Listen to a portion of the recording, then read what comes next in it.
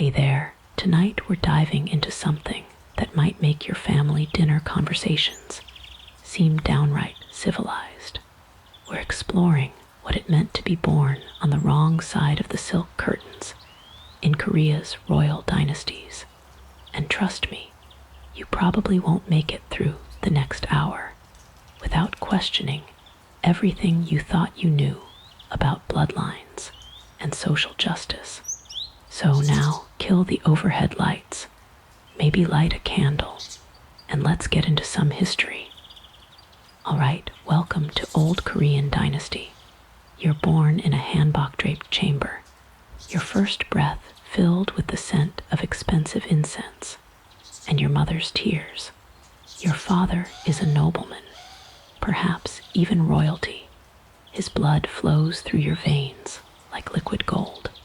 But here's the cosmic joke that defined centuries of Korean history. That same precious blood becomes worthless the moment someone whispers the word bastard. You see, in the grand theater of Korean dynasties, from the Three Kingdoms period through the end of the Joseon dynasty, being an illegitimate child wasn't just about missing out on birthday presents from dad. It was about existing in a social purgatory that would make Dante weep with recognition. You carried royal DNA, but society treated you like a walking contradiction, too noble to be common, too tainted to be truly aristocratic. The irony is delicious in its cruelty. These children often possessed the same intelligence, the same potential for leadership, sometimes even the same striking features as their legitimate siblings. Yet, they lived their entire lives pressed against an invisible glass ceiling, watching their half-brothers ascend to thrones while they remained forever in the shadows of what if, during the Goryeo dynasty, things were marginally better. And by marginally, I mean bastards occasionally got to eat at the same table as legitimate children, though probably with slightly smaller rice bowls. The Buddhist influence of the time preached compassion and the inherent worth of all beings. Some illegitimate sons even managed to climb the political ladder, though they had to be twice as brilliant and work 3 times as hard as their legitimate counterparts. But even in these relatively enlightened times, the stigma clung to them like morning mist in a palace courtyard. Royal bastards might receive education, even minor court positions, but they always carried that invisible mark, the knowledge that their very existence was considered a mistake, a moment of weakness in their fathers' otherwise presumably virtuous life. The concept of legitimacy in Korean culture wasn't just about legal recognition. It was deeply intertwined with concepts of harmony, order, and cosmic balance. A bastard child represented chaos, a disruption in the carefully maintained social order that kept kingdoms functioning. They were living reminders that even the most powerful men could succumb to base desires, that the line between civilization and barbarism was thinner than anyone wanted to admit. What's particularly fascinating is how these children adapted to their circumstances. Many became extraordinarily resourceful, developing keen political instincts and social intelligence that their pampered, legitimate siblings often lacked. They had to read rooms like scholars read ancient texts, always calculating angles, always aware of their precarious position. Some bastards found refuge in scholarship, diving deep into Confucian classics or Buddhist texts, hoping that intellectual achievement might compensate for the accident of their birth. Others turned to military service, where competence with a sword could sometimes outweigh questions about bloodline purity. A few particularly ambitious ones even plotted their way into positions of real influence, though such success stories were rare enough to become legends. The palace concubines who bore these children lived in their own complicated world of shifting alliances and desperate hopes. They understood better than anyone that their child's future hung on the whims of powerful men and the jealousies of legitimate wives. Some fought fiercely for their children's recognition, while others retreated into resignation, teaching their sons and daughters to expect nothing and be grateful for scraps. But here's where the story gets really interesting, and by interesting, I mean psychologically devastating. Many of these bastard children grew up with profound identity crises that would make modern therapists rich. They were simultaneously insider and outsider, privileged and excluded, wanted and unwanted. They carried their father's features, but not their names, understood court protocol, but couldn't fully participate in it. The emotional toll was enormous. Historical records, when they bother to mention bastards at all, often describe individuals torn between resentment and loyalty, love and hatred for fathers who gave them life but denied them legitimacy. Some spent their entire lives trying to prove their worth, while others embraced their outsider status and used it as a source of strength. As we drift deeper into this tale of social engineering and cosmic cruelty, we need to talk about the moment when being a bastard transformed from merely unfortunate to absolutely catastrophic. Here, the Joseon dynasty and their love affair with Neo-Confucianism, a philosophical system that took the already complicated business of illegitimate birth and turned it into a precise science of social exclusion. The year is 1392, and General Yiseongjai has just founded what would become Korea's longest-lasting dynasty. Along with his new kingdom, he imported a rigid interpretation of Confucian ideology that would make a Victorian moralist blush with admiration. Suddenly, being born outside wedlock wasn't just socially awkward, it was a violation of the cosmic order itself. Neo-Confucianism didn't just judge bastards, it created an entire theoretical framework explaining why they deserved their fate. According to this delightful philosophy, legitimate birth reflected moral virtue and cosmic harmony, while illegitimate birth revealed moral failure and spiritual corruption. It was like being born with a scarlet letter tattooed on your forehead, except the letter was invisible and everyone could somehow still see it. The scholars of early Joseon spent considerable time. Apparently, they had nothing better to do, developing elaborate justifications for bastard discrimination.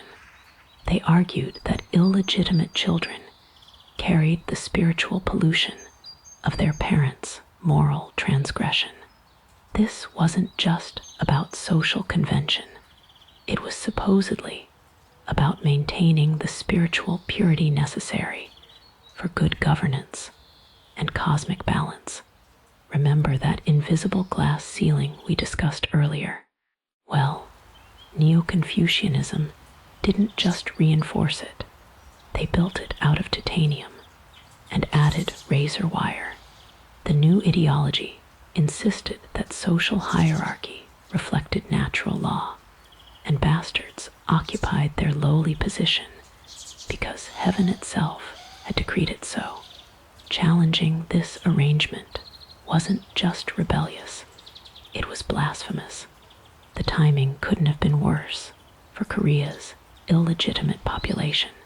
Just as the dynasty was consolidating power and creating new institutions, they were also codifying discrimination into law with the precision of a Swiss watchmaker and the enthusiasm of a medieval inquisitor. The civil service examinations, which had previously offered at least theoretical opportunities for advancement, suddenly became exclusively available to the legitimate born. But here's where it gets particularly twisted. The same Neo-Confucian ideology that condemned bastards also emphasized the importance of filial piety and family loyalty. So these children were expected to respect and honor fathers who had legally and socially abandoned them. It's like being told to love the person who locked you in a cage, except the cage was your entire life and society held the key. The psychological gymnastics required to navigate this contradiction would have impressed Olympic athletes. Bastard children had to simultaneously accept their inferior status while maintaining respect for the very system that oppressed them. They couldn't openly resent their treatment without being labeled unfilial, but they also couldn't fully embrace their circumstances without accepting their own worthlessness. Scholarly debates from this period reveal just how seriously Confucian intellectuals took the bastard question. They wrote lengthy treatises arguing about whether illegitimate children possessed the same inherent moral potential as legitimate ones, or whether their tainted origins permanently damaged their spiritual capacity. Some progressive thinkers, and I use that term very loosely, argued that bastards could potentially overcome their origins through exceptional virtue and learning. Others maintained that illegitimate birth created irreversible spiritual damage. These weren't abstract philosophical discussions. Real people's lives hung in the balance of these debates. When scholars argued that bastards lacked the moral foundation necessary for public service, they were effectively condemning thousands of individuals to lives of social exile and economic limitation. The implementation of these ideas created a feedback loop of misery that would have made a sadist proud. Bastards were excluded from opportunities because they were supposedly morally inferior, and their resulting poverty and desperation were then cited as evidence of their moral inferiority. It was a perfectly circular system of oppression disguised as natural law. Women who bore illegitimate children faced their own particular hell within this system. Confucian ideology placed tremendous emphasis on female virtue and chastity, so mothers of bastards were often treated as fallen women regardless of their actual circumstances. Many had been concubines or court ladies with little choice in their relationships, but the ideology conveniently ignored such inconvenient details. The emotional toll on families was devastating. Legitimate wives were expected to tolerate their husbands' concubines and illegitimate children, but they weren't expected to treat them as equals.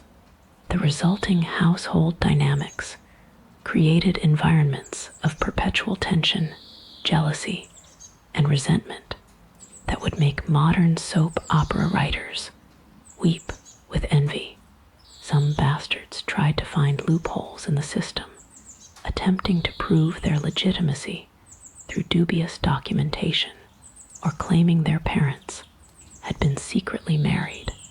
The courts developed elaborate procedures for investigating such claims, complete with witness testimony and genealogical analysis. It was like an ancient version of Maury Povich, except instead of DNA tests, they had family trees, and the consequences lasted for generations. The truly insidious aspect of this system was how it made bastards complicit in their own oppression.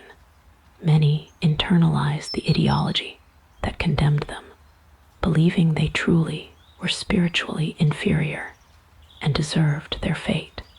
This psychological colonization was maybe the cruelest aspect of the entire system, convincing the victims that their suffering was not only justified, but necessary for cosmic harmony.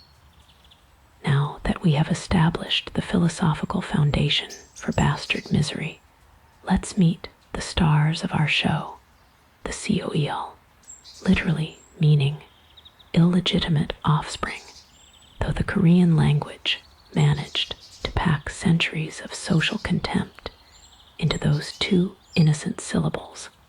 By the middle of the Joseon dynasty, Korea had accidentally created something quite remarkable, an entire social class built around the accident of birth, complete with its own internal hierarchies, unwritten rules, and desperate social climbing strategies.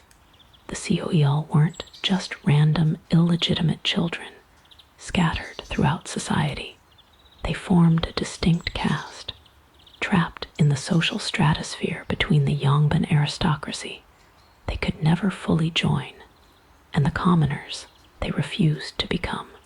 It was like being stuck in an elevator between floors, except the elevator never moved, and everyone could see you through the glass walls, judging your predicament with varying degrees of pity and contempt. What's fascinating in that particular way, that human suffering becomes fascinating when viewed from a safe historical distance, is how quickly this group developed its own complex social dynamics. The COEL created their own pecking order based on whose bastard you were. Being the illegitimate son of a high-ranking court official carried more weight than being the bastard child of a minor local Yongbin, who in turn outranked the illegitimate offspring of a struggling scholar. They even developed their own marriage networks, forming strategic alliances that would have impressed Machiavelli. Since they couldn't marry into fully legitimate Yongbin families without causing scandal, they married each other, creating dynasties of semi-nobility that persisted for generations. Some of these COEL families became quite wealthy and influential, though they could never officially acknowledge their power without risking everything. The psychological dynamics within COEL families were particularly complex. Parents who were themselves illegitimate often projected their frustrated ambitions onto their children, pushing them toward achievements that might somehow compensate for their tainted bloodlines. These children grew up under enormous pressure to be exceptional, not just successful, but so undeniably brilliant that society would have to overlook their origins. Many COEL became scholars, diving deep into classical Chinese literature and Confucian philosophy with the desperate intensity of people trying to think their way out of social prison. They produced some of the most innovative intellectual work of the Joseon period, though their contributions were often overlooked or attributed to others. Academic achievement became their primary weapon against discrimination, though it was a weapon that rarely proved effective against institutional prejudice. Remember those civil service examinations we mentioned earlier? Well, the COEL developed elaborate strategies for circumventing their exclusion.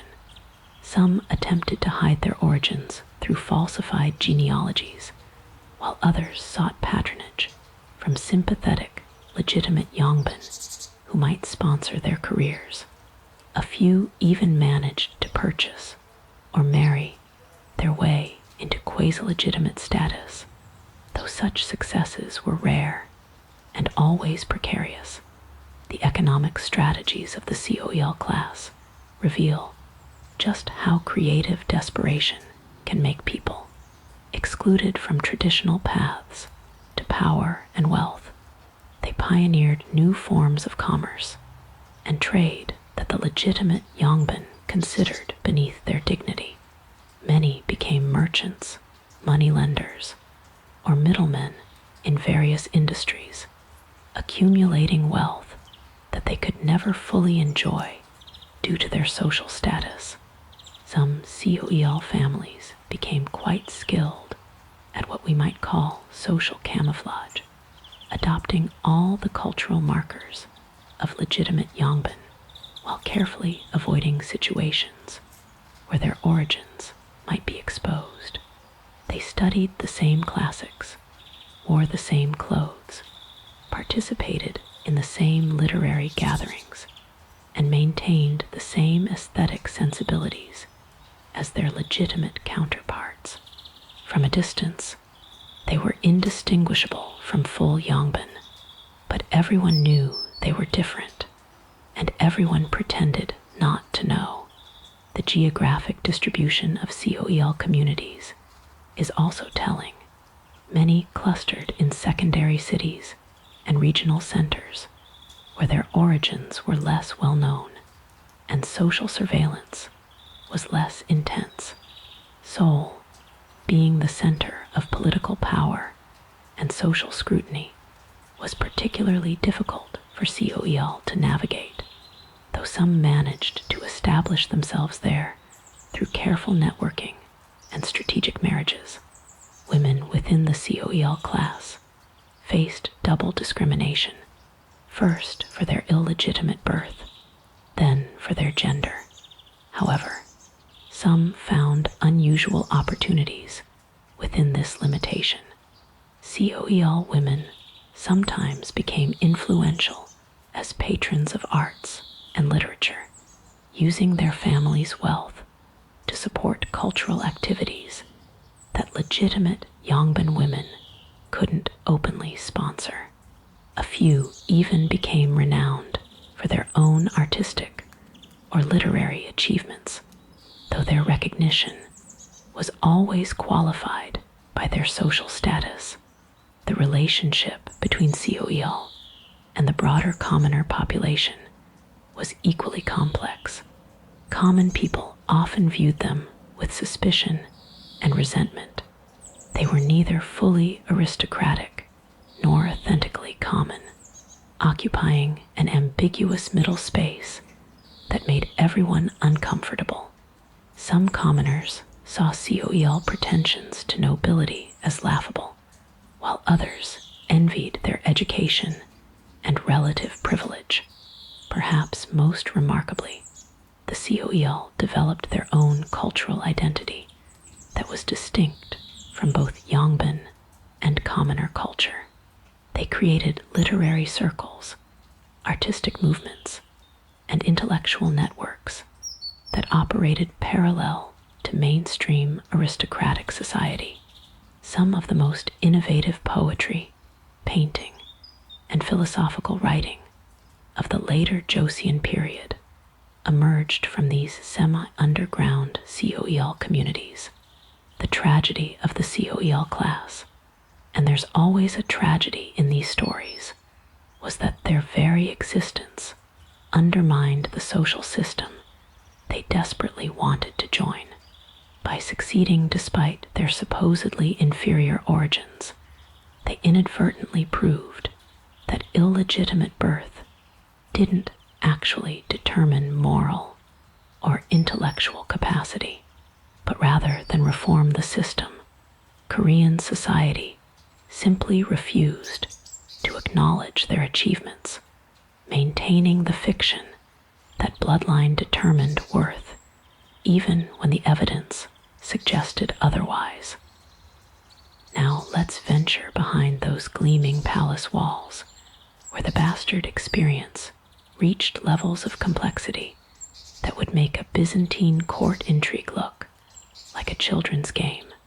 Palace bastards, the illegitimate children of kings and princes, lived in a world where proximity to ultimate power made them simultaneously the most privileged and most vulnerable people in the kingdom. Picture the royal palace as a vast stage where everyone is performing multiple roles simultaneously, and our bastard princes and princesses are the understudies who know all the lines but can never officially take center stage. They grew up in the same gilded corridors as their legitimate siblings, educated by the same tutors, surrounded by the same luxury, yet always aware that their position depended entirely on their father's continued favor and their legitimate relatives' tolerance. The royal concubine system, because apparently one wife wasn't enough for kings who already had everything else, created a complicated ecosystem of maternal ambition and childhood rivalry that would have fascinated Darwin. Each concubine hoped her child might somehow rise above their illegitimate status, perhaps even claim succession if circumstances aligned properly. These women were simultaneously allies and competitors, united in their outsider status, but divided by their dreams for their children. Royal bastards received education that surpassed what most legitimate Yangban children could access. They studied with court scholars, learned multiple languages, mastered classical literature, and developed sophisticated understanding of statecraft and diplomacy. Ironically, they often became more knowledgeable about governance than the legitimate princes who would actually rule, creating a perpetual class of brilliant advisors who could never officially hold the positions their abilities warranted. The succession question hung over palace bastards like a sword, suspended by increasingly fraying thread. Korean law clearly established legitimacy as a requirement for royal succession, but history is filled with inconvenient moments when legitimate heirs died young, proved incompetent, or simply weren't available when needed. Suddenly, those bastard princes who had been carefully ignored became very interesting to various political factions. Some illegitimate royal children learned to navigate this treacherous landscape by making themselves indispensable without appearing threatening. They became trusted advisors, capable administrators, or skilled military leaders, always demonstrating loyalty to the legitimate line while quietly building their own networks of support. It was a delicate balance that required political skills sophisticated enough to impress Talleyrand. The psychological pressure on these individuals was enormous. They lived with constant awareness that their comfort and safety depended on maintaining an impossible balance, being valuable enough to keep around, but never so valuable as to pose a threat. Many developed what we might recognize today as chronic anxiety, constantly reading social signals and political currents for signs of changing favor. Palace intrigue often centered around these illegitimate children, with various court factions attempting to use them as pawns in larger political games. A bastard prince might find himself courted by officials who saw him as a potential future ruler, or targeted by those who viewed him as a threat to their preferred candidate. Living in the palace meant existing in a constant state of political calculation, where even casual conversations carried potential consequences. Some royal bastards tried to remove themselves from succession politics entirely by pursuing religious careers or scholarly pursuits, but even these attempts at neutrality were viewed with suspicion. Why would someone with royal blood choose obscurity unless they were plotting something? The paranoid atmosphere of palace life made even genuine disinterest in power seem like elaborate deception. The relationship between legitimate and illegitimate royal siblings varied dramatically depending on personalities and circumstances. Some genuine friendships developed, with legitimate princes protecting their bastard brothers and sisters from court intrigue. Others became bitter rivals, competing for their father's attention and approval in ways that would make therapists very wealthy if therapy had existed in medieval Korea.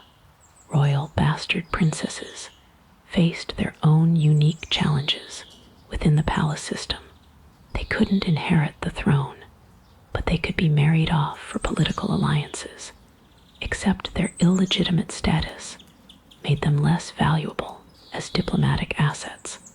Many lived lives of luxurious confinement, educated and cultured, but ultimately powerless, waiting for marriages that might never come, or accepting unions with men below their intellectual and social level. The servants and court officials who interacted with palace bastards developed elaborate protocols for acknowledging their status without causing offense. How do you show respect for someone's royal blood while also maintaining their subordinate position? The resulting social choreography was so complex that court etiquette manuals devoted entire sections to proper interaction with illegitimate royalty. Some palace bastards eventually received posthumous recognition or even retroactive legitimation, particularly if their legitimate relatives achieved great success and wanted to honor their memory. But these gestures, while meaningful, came too late to change the lived experience of individuals who spent their entire lives in social limbo. The records from this period, when they mention palace bastards at all, often describe individuals of remarkable intelligence and capability who channeled their frustrated ambitions into artistic or intellectual pursuits. Some became renowned poets, others mastered military strategy, and a few even made significant contributions to philosophy or science. Their achievements were often attributed to their royal education rather than their personal talents, maintaining the fiction that bloodline determined ability. What's particularly striking about palace bastards is how their stories illuminate the arbitrary nature of power and legitimacy. Many possessed every qualification for leadership except the accident of their birth circumstances. Yet, they were forever excluded from positions their talents clearly warranted. They became living reminders that the system of hereditary monarchy, however divinely sanctioned it claimed to be, was ultimately based on social convention rather than natural law. Remember those invisible chains we've been discussing? Well, it's time to examine the actual legal shackles that Korean society forged specifically for its bastard population. The Joseon dynasty didn't just discriminate against illegitimate children through social custom. They created an elaborate legal framework that codified bastard disabilities with the precision of a master locksmith designing the perfect prison. The legal code regarding bastards read like a handbook for systematic oppression, though it was dressed up in the flowery language of cosmic harmony and social order. The basic principle was elegantly simple: If you were born outside legitimate marriage, you existed in a legal twilight zone where normal rights and protections didn't fully apply. It was like being a ghost who could be seen and touched, but couldn't fully participate in the world of the living. Let's start with the most fundamental restriction, the prohibition on holding public office. This wasn't just about keeping bastards out of high-ranking positions. It extended to virtually any government employment, from local magistrates to court clerks. The reasoning, according to official documents, was that illegitimate birth indicated moral corruption that would contaminate public service. Apparently, the cosmic order required that only the legitimately born could handle tax collection and bureaucratic paperwork. The military offered slightly more opportunities, but even here, bastards faced significant limitations. They could serve as soldiers, but advancement to officer ranks was extremely difficult and often impossible. Some bastards found this military path appealing because it offered a chance to prove their worth through action rather than ancestry, though they were constantly reminded that their service, however heroic, could never fully overcome their tainted origins. Marriage restrictions created another layer of legal complexity that would have impressed a constitutional lawyer. Bastards could marry other bastards without much legal difficulty, but marriages between bastards and legitimate children required special permission and often faced social and legal obstacles.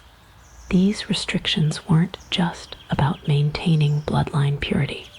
They were about preventing the dilution of the legitimate class through intermarriage with the socially contaminated. Inheritance laws created perhaps the most personally devastating restrictions. Bastard children typically had no legal claim to their father's property or titles, regardless of their father's wishes or their own contributions to the family.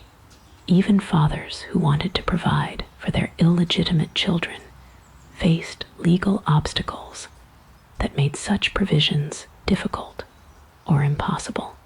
Some tried to circumvent these restrictions through adoption or complex legal arrangements, but such efforts were often challenged by legitimate relatives or overturned by courts. The educational restrictions were particularly cruel because they targeted the one area where bastards might have been able to compensate for their social disadvantages. The civil service examinations, which theoretically offered advancement based on merit rather than birth, were explicitly closed to bastards. Private academies and scholarly societies often refused to admit illegitimate students, creating barriers to the very learning that might have enabled them to prove their worth. Property ownership faced its own set of complications. While bastards weren't explicitly forbidden from owning property, they often couldn't inherit land or businesses from their fathers, forcing them to accumulate wealth through their own efforts. This created a class of newly wealthy bastards who possessed economic power but lacked the social recognition that typically accompanied such wealth. Legal proceedings involving bastards reveal the systemic nature of their disadvantages. Bastard testimony carried less weight in court than that of legitimate children. Their complaints were often dismissed more readily, and they faced higher burdens of proof in legal disputes. The legal system operated on the assumption that illegitimate birth indicated unreliability and moral weakness, making bastards less credible witnesses and less deserving of legal protection. Tax obligations created another area of discrimination. While bastards were certainly expected to pay their taxes, they often received fewer services and protections in return. Local officials frequently treated them as second-class citizens, providing minimal assistance during famines or natural disasters, and offering little protection from exploitation by more powerful individuals. The registration system, Korea's early version of a social security database, carefully tracked bastard status across generations. Children of bastards were also considered illegitimate, creating a hereditary class of social outcasts. This system meant that bastard status wasn't just a personal burden, but a family legacy that could persist for generations, making it nearly impossible for families to escape their designated social position. Religious restrictions added another dimension to bastard discrimination. While Buddhism was generally more accepting of illegitimate children, Confucian temples and ceremonies often excluded bastards from full participation. They couldn't serve as priests in state religious ceremonies, and their participation in ancestor worship was limited, cutting them off from one of the most important aspects of Korean spiritual life. Professional guilds and merchant associations often maintained their own restrictions on bastard membership, creating additional barriers to economic advancement. Even occupations that weren't explicitly forbidden to bastards often remained practically inaccessible due to informal discrimination and networking advantages enjoyed by legitimate children. The legal treatment of bastard women created particularly complex situations. They faced all the restrictions applied to bastards generally, plus additional limitations based on their gender. Bastard women couldn't inherit property, couldn't participate in certain religious ceremonies, and often couldn't marry without special permission, creating a triple burden of discrimination based on birth, legitimacy, and gender. What's remarkable about this legal framework is how it managed to appear rational and systematic while being fundamentally arbitrary. The laws were written and enforced by legitimate children who had never experienced bastard status, creating a system where the oppressed had no voice in defining their own legal treatment. It was legislation by and for the privileged, designed to maintain their advantages while appearing to serve some higher moral purpose. The enforcement of these laws varied significantly depending on local officials and social circumstances, creating a system where bastards lived with constant legal uncertainty. What might be overlooked in one jurisdiction could be strictly enforced in another, making it difficult for bastards to plan their lives or make long-term investments in their communities. Sometimes the most interesting chapters in history are written by people who refuse to accept the role society has assigned them. Now, let's meet the bastards who looked at their predetermined fate and decided to rewrite the script entirely. The rebels, scholars, and occasional madmen who turned their illegitimate birth from a liability into a weapon.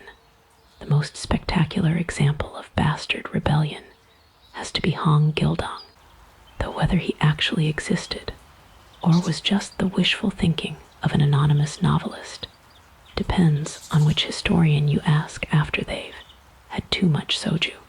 The fictional Hong, and let's be honest, sometimes the fictional characters tell us more about reality than the factual ones. was an illegitimate son who became a legendary bandit leader, stealing from corrupt officials and redistributing wealth to the poor. He basically invented Korean Robin Hood, except with more existential angst about social legitimacy. But let's talk about some definitively real bastards who made their mark on history, starting with Yisugwang, an illegitimate son who became one of the Joseon Dynasty's most influential scholars. Remember those educational restrictions we discussed?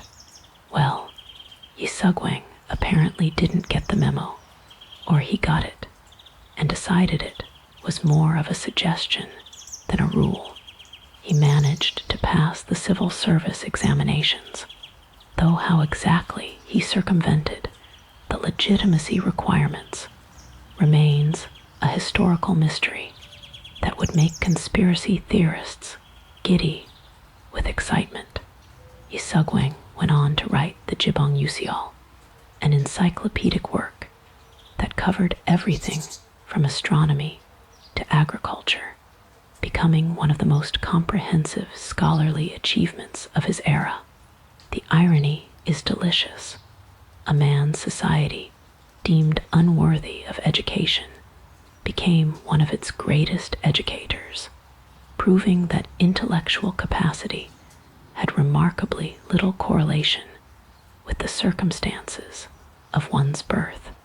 Then there's the case of various bastard generals who found that military competence could sometimes trump social prejudice, at least temporarily. During times of crisis, foreign invasions, internal rebellions, natural disasters, even the most status-conscious societies suddenly discover that ability matters more than ancestry. Several illegitimate sons rose to military prominence during the Japanese invasions of the 1590s, proving their worth through battlefield success rather than genealogical documentation. The scholarly achievements of bastards created a particular form of cognitive dissonance in Joseon society. How do you maintain that illegitimate children are morally and intellectually inferior when they keep producing brilliant literary works, innovative scientific theories, and insightful political analyses? The solution, apparently, was to acknowledge their achievements while continuing to insist that they were exceptions that proved the rule, a logical pretzel twist that would have impressed medieval theologians. Some bastards channeled their frustration into artistic expression, creating works that subtly criticized the social system that oppressed them. Poetry became a particularly popular medium for this kind of coded rebellion, allowing bastards to express their anger and alienation in socially acceptable forms. Many of these poems survive today, offering us glimpses into the emotional lives of people trapped between social worlds. The religious path offered another avenue for bastard advancement, though it came with its own complications. Buddhism, with its emphasis on spiritual rather than social hierarchy, provided more opportunities for illegitimate children than Confucian institutions. Some bastards became renowned monks or religious scholars, achieving recognition that would have been impossible in secular society. However, choosing religious life also meant abandoning any hope of worldly success or family continuation. Revolutionary movements throughout Korean history often attracted disproportionate numbers of bastards and other social outcasts. When you have nothing to lose and everything to gain from overthrowing the existing order, rebellion becomes an attractive option. The Donghak movement of the 19th century which combined religious reform with social revolution, counted many bastards among its leaders and followers, people who had been excluded from the traditional system and were eager to replace it with something more inclusive. Some bastards attempted to challenge their status through legal means, filing lawsuits claiming legitimacy based on various technicalities or newly discovered evidence. These cases often dragged on for years and created sensational public interest, though they rarely succeeded. The legal system was designed to maintain existing hierarchies, not to facilitate social mobility for the excluded. The merchant class provided another avenue for bastard advancement, though it required abandoning traditional aristocratic pretensions. Some illegitimate children from Yangban families became successful traders, using their education and connections to build commercial empires. While they couldn't gain social recognition through legitimate channels, they could accumulate wealth and influence that sometimes translated into unofficial power. A few bastards managed to achieve retroactive legitimation through extraordinary service to the state or royal family. These cases were rare and usually posthumous, but they created hope that exceptional achievement might overcome the accident of birth. The possibility of such recognition motivated some bastards to attempt remarkable feats of scholarship, military service, or artistic creation. The most psychologically interesting bastard rebels were those who embraced their outsider status and used it as a source of strength rather than shame. They developed alternative value systems that prioritized personal achievement over inherited status, individual worth over family name. These individuals often became influential in underground intellectual movements that challenged orthodox Confucian thinking. What's particularly striking about bastard rebellions is how they forced Korean society to confront the contradictions in its own ideology. If bastards were truly inferior, how could they produce such remarkable achievements? If legitimacy was so important, why did legitimate children often prove less capable than their illegitimate siblings? These questions never received satisfactory answers, but they created cracks in the ideological foundation of hereditary privilege. The legacy of bastard rebels extended beyond their individual achievements. They demonstrated that social mobility was possible despite legal and cultural barriers, inspiring later generations of outcasts and reformers. Their stories became part of Korean folklore, proving that even in the most rigid societies, individual determination can sometimes triumph over systemic oppression. Love in the land of rigid social hierarchies was like trying to dance in a minefield. One wrong step, and everything exploded spectacularly. For bastards navigating the treacherous waters of romance and marriage, every relationship carried the potential for social catastrophe, financial ruin, or occasionally miraculous redemption. Welcome to the most complicated dating scene in human history. Let's start with the basic mathematics of bastard romance, which would have made accountants weep with its complexity.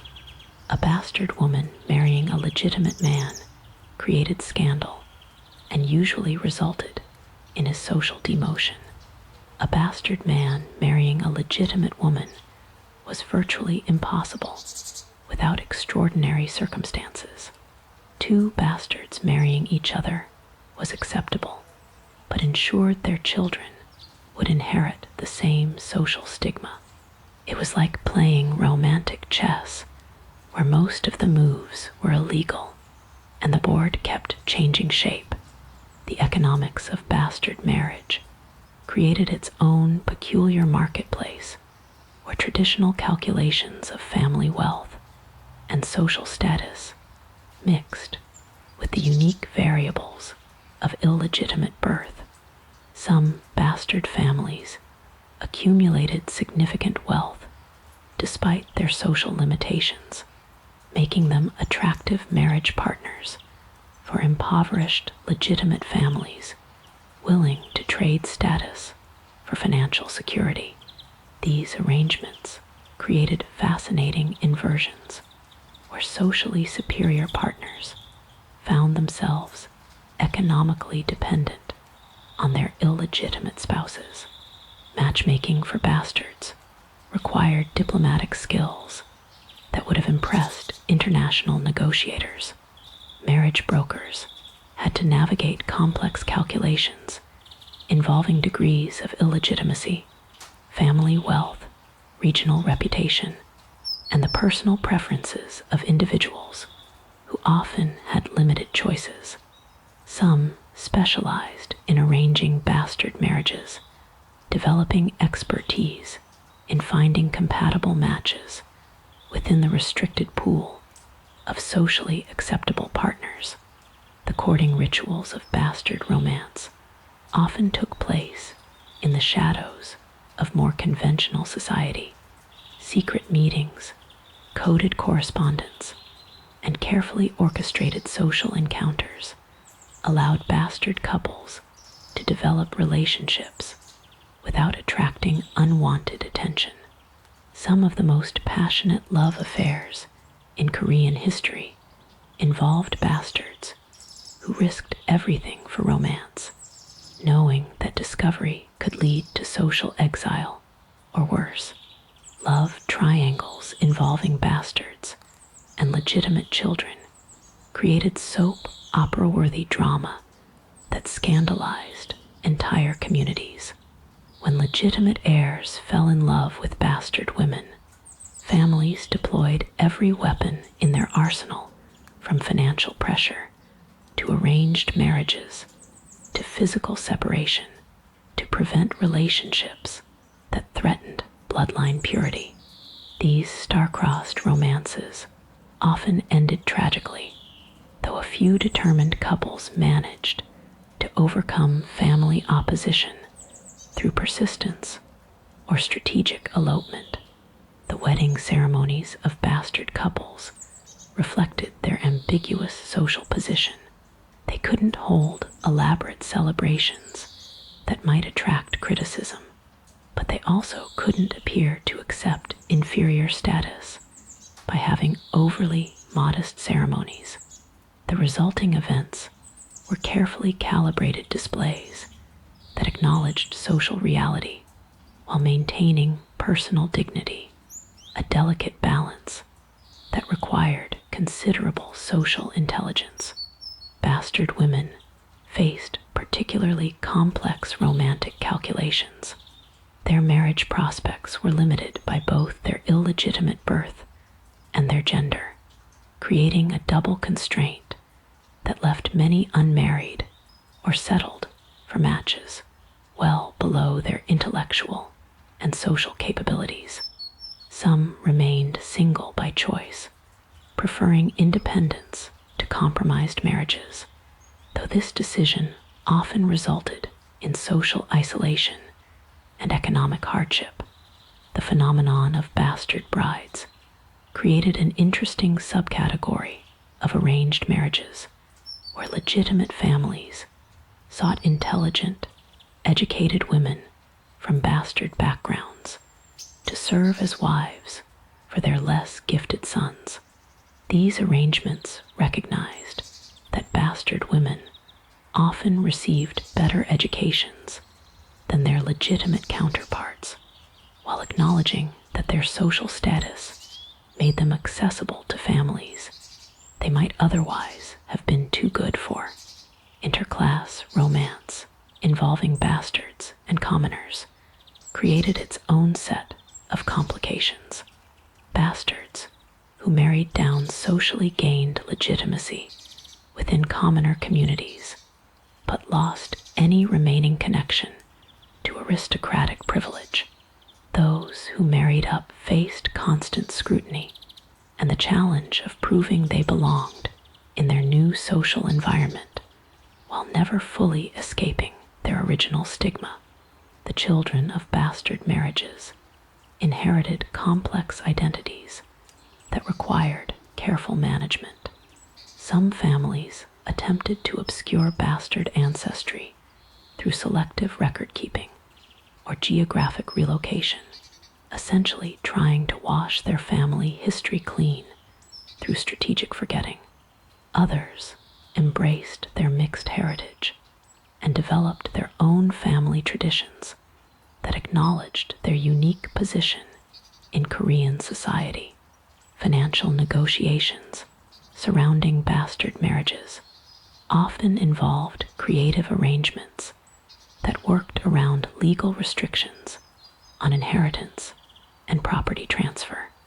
Families developed elaborate strategies for transferring wealth across social boundaries, using everything from business partnerships to religious donations to ensure their children's financial security despite legal limitations. Some bastard marriages became legendary for their devotion and success, proving that love could transcend social boundaries when both partners were committed to making their relationship work.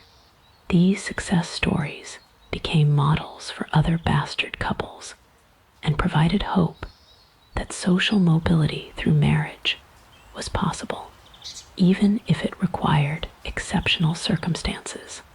The widowhood of bastard women created particularly poignant situations. Having sacrificed their limited marriage prospects for love, bastard widows often found themselves with few options for remarriage and limited family support.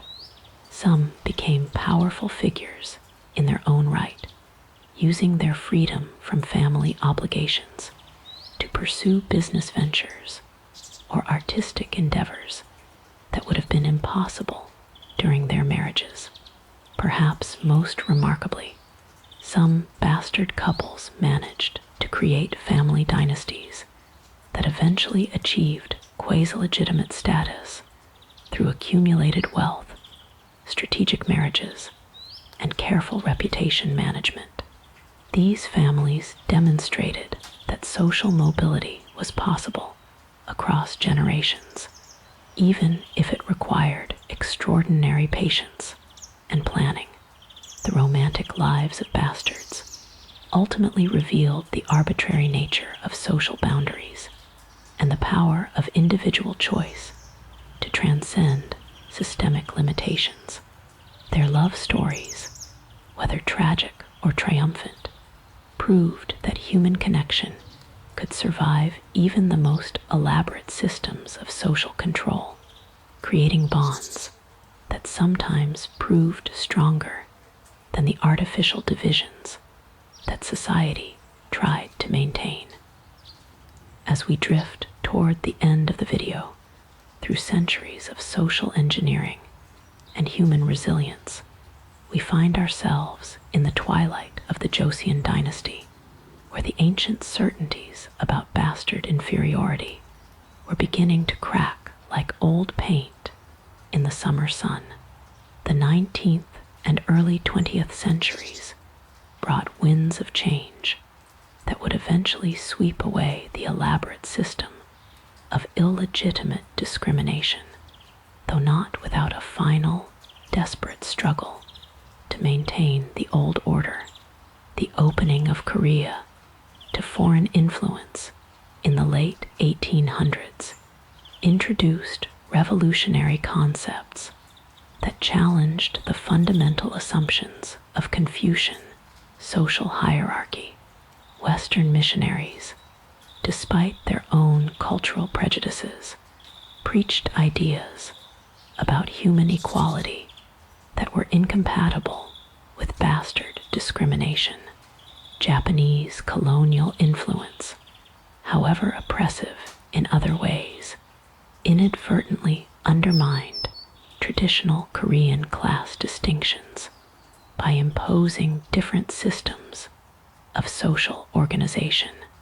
The Gabo Reform of 1894 marked the beginning of the end for legal bastard discrimination, though the social attitudes that supported it proved far more persistent. The reform abolished the hereditary class system and opened government positions to people regardless of birth circumstances, revolutionary changes that theoretically ended centuries of institutional bastard oppression. However, changing laws proved easier than changing minds, and informal discrimination continued long after formal restrictions disappeared. Remember those COEL families we met earlier, trapped between social worlds. Many of them emerged as leaders during this period of transition, using their accumulated wealth, education, and networks to claim positions in the new order. Some became successful businessmen, others entered politics or academia, and a few even achieved the social recognition that had been denied to their ancestors for generations. The modernization of Korea created new opportunities for bastards to prove their worth on merit rather than ancestry. The rise of modern industries, educational institutions, and professional organizations provided alternative paths to success that bypassed traditional family connections. Some bastards became pioneers in fields like journalism, medicine, and engineering, where competence mattered more than genealogy. The psychological impact of these changes on bastard communities was profound. Generations of people who had internalized their supposed inferiority suddenly found themselves in a world where their birth circumstances were becoming irrelevant. The adjustment was not always easy. Some struggled with imposter syndrome, while others embraced their new opportunities with the intensity of people making up for lost time. Educational opportunities expanded dramatically during this period, allowing bastards to access learning that had been denied to their ancestors. The establishment of modern schools and universities created meritocratic environments where bastard children could compete on equal terms with their legitimate peers. Many excelled in these settings, proving once and for all that intelligence and capability had no correlation with birth circumstances. The legal system gradually eliminated the various restrictions that had limited bastard rights and opportunities. Property ownership, marriage choices, and professional advancement all became available to people regardless of their parents' marital status. These changes didn't happen overnight, and many bastards continued to face informal discrimination. But the legal framework that had institutionalized their oppression was finally dismantled.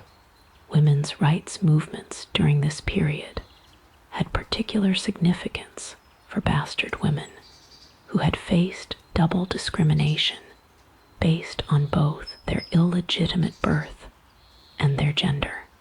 The gradual expansion of women's educational and professional opportunities provided bastard women with choices their grandmothers could never have imagined. Though progress remained slow and uneven, the cultural impact of bastard emancipation extended beyond the individuals directly affected. Korean literature, art, and intellectual discourse began to grapple with themes of social justice, individual worth, and the arbitrary nature of hereditary privilege. Many of the most powerful critiques of traditional Korean society came from writers and thinkers who had personal experience with discrimination based on birth circumstances.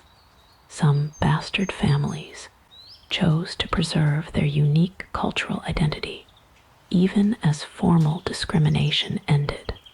They maintained family traditions, marriage networks, and cultural practices that had developed during centuries of social exclusion. These communities became repositories of alternative Korean cultural expressions that had emerged from the margins of mainstream society. The Japanese colonial period created complex dynamics for former bastards, while Japanese rule eliminated many traditional Korean social distinctions. It also imposed new forms of discrimination based on ethnicity and political loyalty. Some bastards found opportunities in the colonial administration or modern industries introduced by the Japanese, while others joined resistance movements that drew heavily on people who had been excluded from traditional Korean society. The persistence of bastard stigma into the modern era revealed how deeply social prejudices can embed themselves in cultural consciousness. Even after legal discrimination ended, many families continued to hide their bastard ancestry, and informal discrimination persisted in areas like marriage and business relationships. The shame associated with illegitimate birth proved far more durable than the laws that had enforced it. Modern Korea has largely moved beyond the systematic discrimination that defined bastard experience for centuries, though echoes of these attitudes occasionally surface in contemporary social dynamics. The obsession with family background and educational pedigree that characterizes modern Korean society can be traced back to the same hierarchical thinking that once oppressed bastards. The story of Korean bastards ultimately becomes a meditation on the arbitrary nature of social privilege and the resilience of human dignity in the face of systematic oppression. These individuals and families, excluded from mainstream society through no fault of their own, created alternative communities, achieved remarkable successes, and eventually helped transform the very system that had rejected them.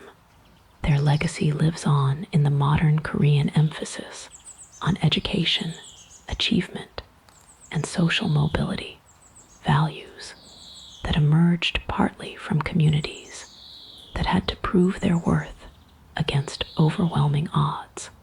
The bastards of Korean history may have been forgotten by mainstream historical narratives, but their influence on Korean culture and society continues to this day, a testament to the power of human persistence in the face of social injustice.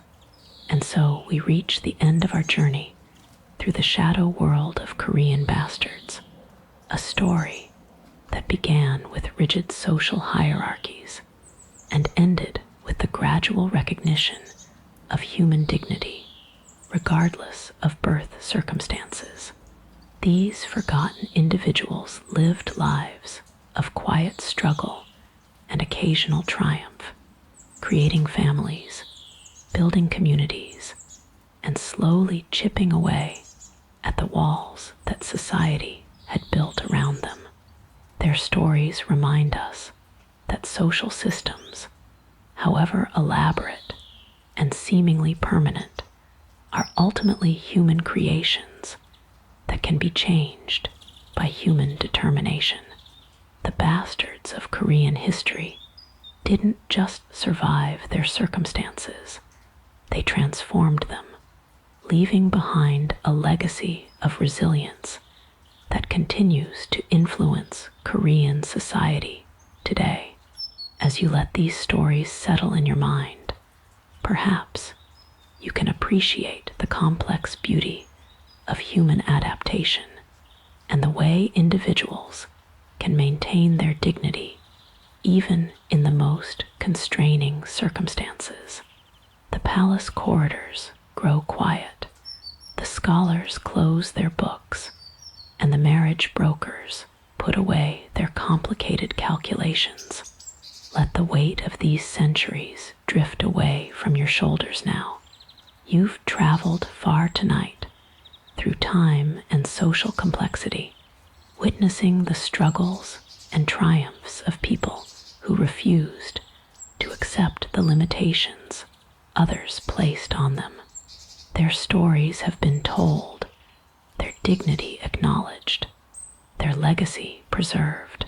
Sleep now, knowing that human resilience has always found a way to bloom, even in the most unlikely soil, and that the courage to challenge unjust systems lives on in each generation that refuses to accept that some people matter less than others simply because of the circumstances of their birth.